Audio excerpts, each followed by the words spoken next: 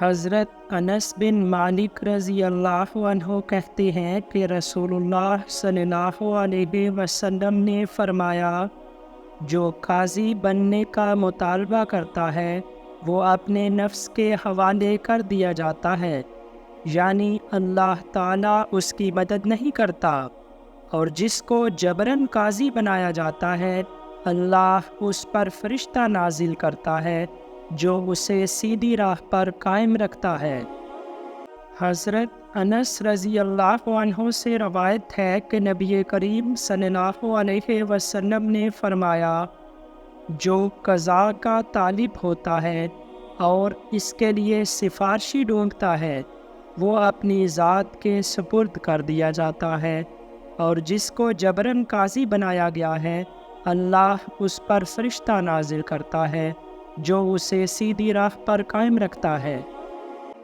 حضرت ابو ہریرہ رضی اللہ عنہ بیان کرتے ہیں کہ رسول اللہ صلی اللہ علیہ وسلم نے فرمایا، جس شخص کو منصب قضاء پر فائز کیا گیا یا جو لوگوں کا قاضی بنایا گیا گویا وہ بغیر چھری کے ذبح کیا گیا، یعنی لوگوں کے درمیان عدل سے فیصلہ کرنا یہ بہت ہی مشکل کام ہے۔ حضرت ابو ہریرہ رضی اللہ عنہ بیان کرتے ہیں کہ رسول اللہ صلی اللہ علیہ وسلم نے فرمایا، جب حاکم یعنی قاضی خوب سوچ سمجھ کر فیصلہ کرے اور صحیح بات تک پہنچ جائے تو اس کے لیے دوہرا اجر ہے، اور جب فیصلہ کرے اور غلطی ہو جائے تو بھی اس کے لیے ایک اجر ہے۔ حضرت معاذ بن جبل رضی اللہ عنہ کے شاگردوں سے روایت ہے کہ رسول اللہ صلی اللہ علیہ وسلم نے حضرت معاذ رضی اللہ عنہ کو قاضی بنا کر یمن بھیجا، تو آپ صلی اللہ علیہ وسلم نے پوچھا، تم کیسے فیصلہ کرو گے؟ انہوں نے کہا، میں اللہ کی کتاب سے فیصلے کروں گا۔ آپ صلی اللہ علیہ وسلم نے فرمایا، اگر اس کا حکم اللہ کی کتاب یعنی قرآن میں موجود نہ ہو تو؟ معاذ رضی اللہ عنہ نے کہا، تو رسول اللہ صلی اللہ علیہ وسلم کی سنت سے فیصلے کروں گا۔ آپ صلی اللہ علیہ وسلم نے فرمایا، اگر رسول اللہ صلی اللہ علیہ وسلم کی سنت میں بھی موجود نہ ہو تو؟ حضرت معاذ رضی اللہ عنہ نے کہا، تب میں اپنی رائے سے اجتہاد کروں گا۔ آپ صلی اللہ علیہ وسلم نے فرمایا، اللہ کا شکر ہے جس نے اللہ کے رسول کے قاصد کو صحیح فیصلے کی توفیق بخشی۔ حضرت ابو سعید خدری رضی اللہ عنہ بیان کرتے ہیں کہ رسول اللہ صلی اللہ علیہ وسلم نے فرمایا، قیامت کے دن اللہ تعالیٰ کے نزدیک سب سے زیادہ محبوب اور بیٹھنے میں اس کے سب سے قریب عادل حکمران ہوگا، اور اللہ کو سب سے زیادہ ناپسندیدہ اور اس سے سب سے دور بیٹھنے والا ظالم حکمران ہوگا۔ حضرت عبداللہ بن ابی اوفا رضی اللہ عنہ بیان کرتے ہیں کہ رسول اللہ صلی اللہ علیہ وسلم نے فرمایا، اللہ قاضی کے ساتھ ہوتا ہے جب تک وہ ظلم نہیں کرتا، اور جب وہ ظلم کرتا ہے تو وہ اسے چھوڑ کر الگ ہو جاتا ہے اور اس سے شیطان چمٹ جاتا ہے۔ حضرت علی رضی اللہ عنہ بیان کرتے ہیں کہ مجھ سے رسول اللہ صلی اللہ علیہ وسلم نے فرمایا، جب تمہارے پاس دو آدمی فیصلے کے لیے آئیں تو تم پہلے کے حق میں فیصلہ نہ کرو جب تک کہ دوسرے کی بات نہ سن لو، ان قریب تم جان لو گے کہ تم کیسے فیصلہ کرو۔ حضرت علی رضی اللہ عنہ کہتے ہیں، اس کے بعد میں ہمیشہ ایسے ہی فیصلے کرتا رہا۔ حضرت عمر بن مرہ رضی اللہ عنہ سے روایت ہے کہ میں نے رسول اللہ صلی اللہ علیہ وسلم کو فرماتے سنا ہے، جو بھی حاکم حاجت مندوں، محتاجوں اور مسکینوں کے لیے اپنے دروازے بند رکھتا ہے تو اللہ تعالیٰ بھی اس کی ضرورت حاجت اور مسکنت کے لیے اپنے دروازے بند رکھتا ہے۔ حضرت عبد الرحمن بن ابی بکرہ اپنے والد سے روایت کرتے ہیں کہ رسول اللہ صلی اللہ علیہ وسلم نے فرمایا، حاکم غصے کی حالت میں فریقین کے درمیان فیصلے نہ کرے۔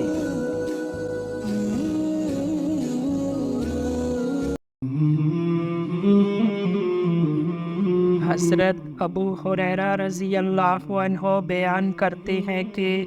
رسول اللہ صلی اللہ علیہ وسلم نے فیصلے میں رشوت دینے والے اور رشوت لینے والے دونوں پر لعنت بھیجی ہے۔ حضرت انس بن مالک رضی اللہ عنہ بیان کرتے ہیں کہ رسول اللہ صلی اللہ علیہ وسلم نے فرمایا، اگر مجھے کھر یعنی جانور کا پاؤں کا نچلا حصہ بھی تحفہ دیا جائے تو میں قبول کروں گا، اور اگر مجھے اس کی دعوت دی جائے تو میں قبول کروں گا۔ حضرت ام سلمہ رضی اللہ عنہا بیان کرتی ہیں کہ رسول اللہ صلی اللہ علیہ وسلم نے فرمایا، تم لوگ اپنا مقدمہ لے کر میرے پاس آتے ہو، میں بھی ایک انسان ہی ہوں۔ ہو سکتا ہے کہ تم میں سے کوئی آدمی اپنا دعویٰ بیان کرنے میں دوسرے سے زیادہ چرب زبان ہو، تو اگر میں کسی کو اس کے مسلمان بھائی کا حق دلوا دوں تو گویا میں اسے جہنم کا ایک ٹکڑا کاٹ کر دے رہا ہوں، لہٰذا وہ اس میں سے کچھ بھی نہ لے۔ حضرت وائل بن حجر رضی اللہ عنہ بیان کرتے ہیں، دو آدمی ایک حضرموت سے اور ایک کندہ سے نبی کریم صلی اللہ علیہ وسلم کے پاس آئے۔ حضرمی نے عرض کیا، یا رسول اللہ صلی اللہ علیہ وسلم، اس کندی نے میری زمین پر قبضہ کر لیا ہے۔ اس پر کندی نے کہا، یہ میری زمین ہے اور میرے قبضے میں ہے، اس پر اس حضرمی کا کوئی حق نہیں ہے۔ نبی کریم صلی اللہ علیہ وسلم نے حضرمی سے پوچھا، تمہارے پاس کوئی گواہ ہے؟ اس نے عرض کیا، نہیں۔ آپ صلی اللہ علیہ وسلم نے فرمایا، پھر تو تم اس سے قسم ہی لے سکتے ہو۔ اس آدمی نے عرض کی، یا رسول اللہ صلی اللہ علیہ وسلم، وہ فاجر آدمی ہے، اسے اس کی پرواہ نہیں کہ وہ کس بات پر قسم کھا رہا ہے، اور نہ وہ کسی چیز سے احتیاط برتتا ہے۔ آپ صلی اللہ علیہ وسلم نے فرمایا، اس سے تم قسم ہی لے سکتے ہو۔ آدمی قسم کھانے چلا تو رسول اللہ صلی اللہ علیہ وسلم نے جب وہ پیٹھ پھیر کر جانے لگا فرمایا، اگر اس نے ظلم سے تمہارا مال کھانے کے لیے قسم کھائی ہے تو وہ اللہ تعالیٰ سے اس حال میں ملے گا کہ اللہ اس سے اعراض کیے ہوئے ہوگا۔ حضرت عبداللہ بن عمر رضی اللہ عنہ بیان کرتے ہیں کہ نبی کریم صلی اللہ علیہ وسلم نے اپنے خطبے میں فرمایا، گواہ پیش کرنا مدعی کے ذمے ہے اور قسم کھانا مدعی علیہ کے ذمے ہے۔ حضرت جابر رضی اللہ عنہ بیان کرتے ہیں کہ نبی کریم صلی اللہ علیہ وسلم نے ایک گواہ اور مدعی کی قسم سے مدعی کے حق میں فیصلہ دیا۔ حضرت سمرہ رضی اللہ عنہ بیان کرتے ہیں کہ نبی کریم صلی اللہ علیہ وسلم نے فرمایا، العمرہ جس کو دیا گیا اس کے گھر والوں کا ہو جاتا ہے، یا فرمایا اس کے گھر والوں کی میراث بن جاتی ہے۔ کسی کو عمر بھر کے لیے کوئی چیز تحفہ کرنے کو عمرہ کہتے ہیں، مثلا یوں کہے کہ میں نے تمہیں یہ گھر تمہاری عمر بھر کے لیے دے دیا۔ حضرت عمر بن عوف مزنی رضی اللہ عنہ بیان کرتے ہیں کہ رسول اللہ صلی اللہ علیہ وسلم نے فرمایا، صلح مسلمان کے درمیان جائز ہوگی سوائے ایسی سلوک کے جو کسی حلال کو حرام کر دے یا کسی حرام کو حلال، اور مسلمان اپنی شرطوں کے پابند ہیں سوائے ایسی شرط کے جو کسی حلال کو حرام کر دے یا کسی حرام کو حلال کر دے۔ حضرت ابو ہریرہ رضی اللہ عنہ بیان کرتے ہیں کہ میں نے رسول اللہ صلی اللہ علیہ وسلم کو فرماتے سنا، جب تم میں سے کسی کا پڑوسی اس کی دیوار میں لکڑی گاڑنے کی اس سے اجازت طلب کرے تو وہ اسے منع نہ کرے، یعنی اجازت دے دے۔ حضرت ابو ہریرہ رضی اللہ عنہ بیان کرتے ہیں کہ نبی کریم صلی اللہ علیہ وسلم نے ایک بچے کو اختیار دیا کہ چاہے وہ اپنے باپ کے ساتھ رہے اور چاہے اپنی ماں کے ساتھ رہے۔ حضرت عائشہ رضی اللہ عنہا بیان کرتی ہیں کہ رسول اللہ صلی اللہ علیہ وسلم نے فرمایا، سب سے پاکیزہ چیز جس کو تم کھاتے ہو تمہاری اپنی کمائی ہے، اور تمہاری اولاد بھی تمہاری کمائی میں سے ہے۔ حضرت انس رضی اللہ عنہ بیان کرتے ہیں، نبی کریم صلی اللہ علیہ وسلم کی کسی بیوی نے آپ صلی اللہ علیہ وسلم کے پاس پیالے میں کھانے کی کوئی چیز تحفہ بھیجی۔ حضرت عائشہ رضی اللہ عنہا نے اپنے ہاتھ سے پیالے کو مار کر اس کے اندر کی چیز کو گرا دیا تو نبی کریم صلی اللہ علیہ وسلم نے فرمایا، کھانے کے بدلے کھانا اور پیالے کے بدلے پیالہ ہے۔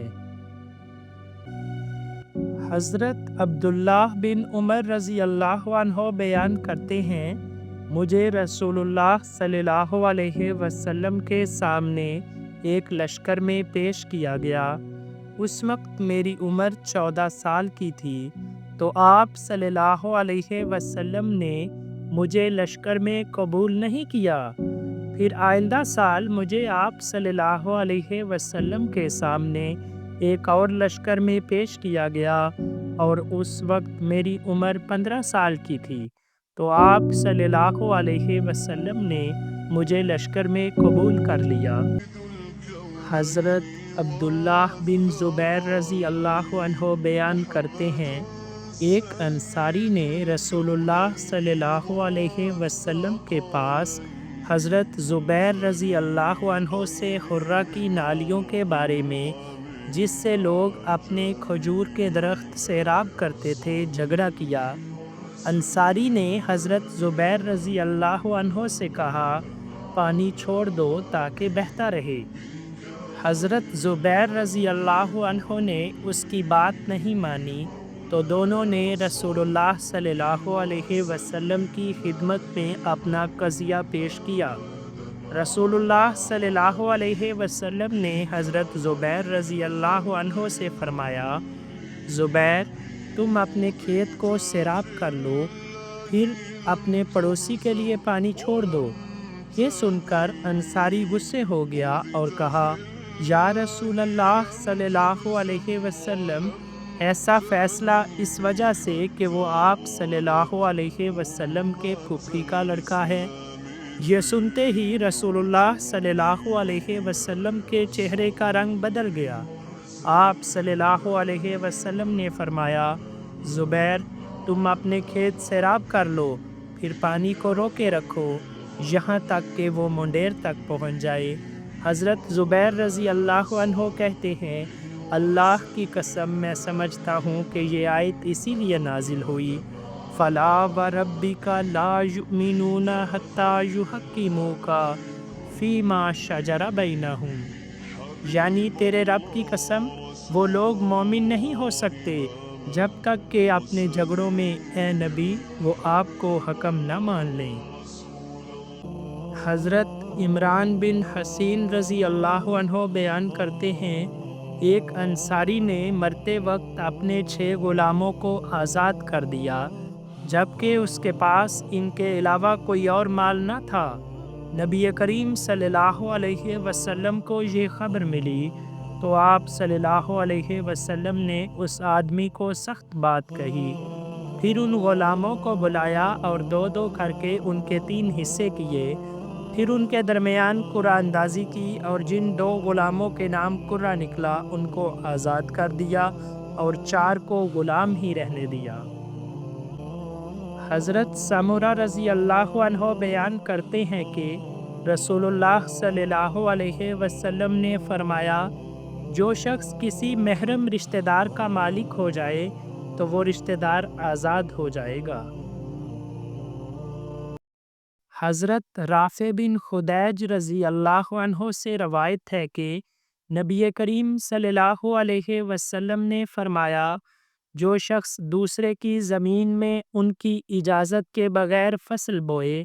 اس کو فصل سے کچھ نہیں ملے گا، وہ صرف خرچ لے سکتا ہے۔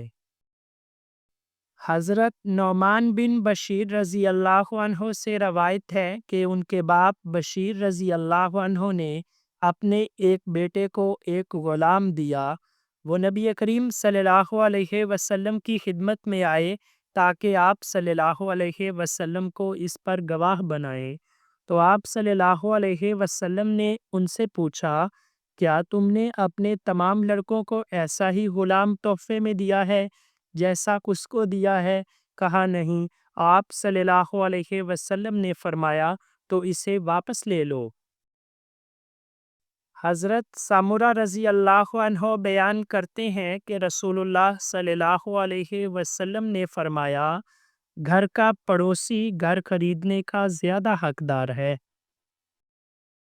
حضرت عبداللہ بن عباس رضی اللہ عنہ بیان کرتے ہیں کہ رسول اللہ صلی اللہ علیہ وسلم نے فرمایا، تھاجیدار کو حق شفا حاصل ہے اور شفا ہر چیز میں ہے۔ حضرت ابو ہریرہ رضی اللہ عنہ بیان کرتے ہیں کہ رسول اللہ صلی اللہ علیہ وسلم نے فرمایا، جب انسان مر جاتا ہے تو اس کے عمل کا سلسلہ بند ہو جاتا ہے سوائے 3 چیزوں کے۔ ایک صدقہ جاریہ ہے، دوسرا ایسا علم ہے جس سے لوگ فائدہ اٹھائیں، اور تیسرا نیک و صالح اولاد ہے جو اس کے لیے دعا کرے۔